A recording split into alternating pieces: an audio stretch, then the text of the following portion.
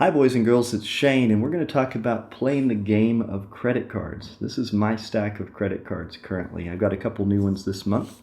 We do a video of this every single month, and so many of you thank me for helping to get 100-point higher credit scores in just a couple months.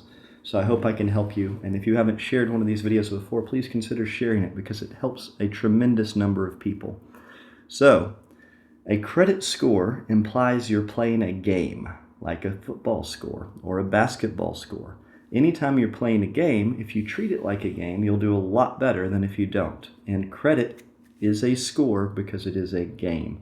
I'm going to talk about the rules. Many people worry about, well, I was late on a payment this year, Shane. I'm not going to be able to get credit for months. And that is not true. So let me explain. And this will also be the reason why I have so many of these cards. Late payments are not what make your score go down. It's the late payments relative or ratio to your on-time payments. Let me say this another way. If you have one single credit card, I love this new one. This is the Robinhood Gold card. It gives me 3% cash back on everything I buy with it. You get paid to play this game. So, one late payment and you have one single credit card, and in a year you have 12 payments.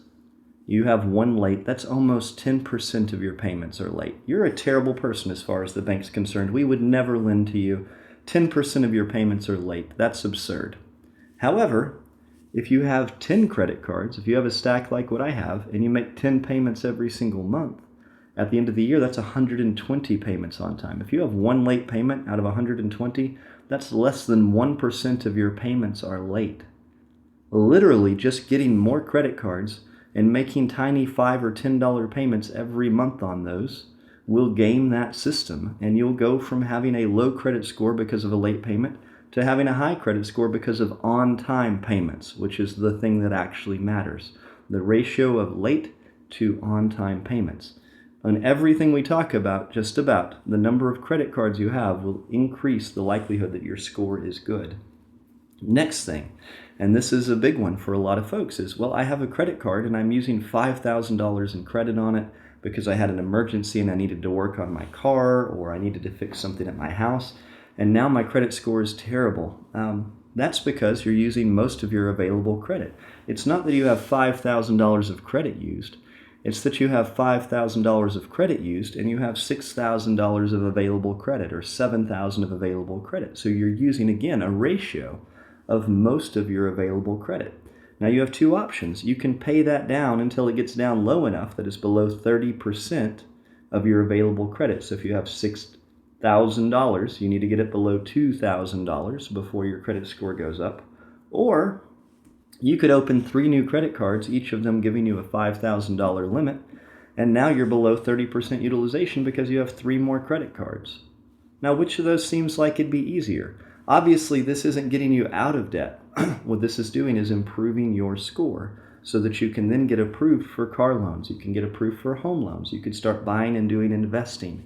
That is the goal. We want to play the game of credit and use credit for what we can. So again, more credit cards help us. So how do you get credit cards if you can't get approved, if your credit score is already bad? I'm going to tell you a couple cards that you can probably get right now, no matter how bad your credit is. The 2 I recommend first are the Open Sky card. You can just look this up, Open Sky card, and Indigo MasterCard. Look those up, find them online, apply for them. You will get them. They will give you like a $200 limit or a $300 limit. And then what I want you to do is put something like your Netflix subscription on it, something that's going to be consistent. Every single month it'll be $20 or $15, very small item, and then set that card to automatically pay at the end of the month. After 2 to 3 months, you'll have on-time payments on those cards and your utilization rate will be low. Credit card companies will see that and they will love you for it. Then when you apply for another card, I'd recommend something like the Double Cash card. Would be a really good early card to enter. Those will become your long-term cards that you're going to have. The Amazon Prime Visa card is a really good one when you get into close to $700. If you already have Prime, that's going to help save you some money. Now, the next thing, and this is also important for some of you who maybe can't get approved for credit cards because of marks on your credit. you need to go to this website. Make sure it's exactly this one, because there's a lot of sites that pretend, and it's going to give you your credit report. Once you have that credit report, you can go through and request basically that these things be removed or that they prove that you owe the money. It is amazing how often, if you just send out a letter that says, I want this off of my credit, I don't owe it, that these companies won't even bother to respond, and it will be removed from your credit report. You can look up articles about that if you want to, but you need to go to that website specifically and get your credit report and try to get those derogatory remarks removed. Doing those two things will help you to be able to get a stack of credit cards. I literally bought this yellow house that went viral on a credit card. I used a website called Plastique that allowed me to use a credit card to make a wire transfer that went to the closing company, and it worked out great. Now, that website's becoming more limited. We can no longer do it the way we did in January on a Visa, but there are still other cards that I can do that with. And I will teach you how you could literally buy a house using your good credit.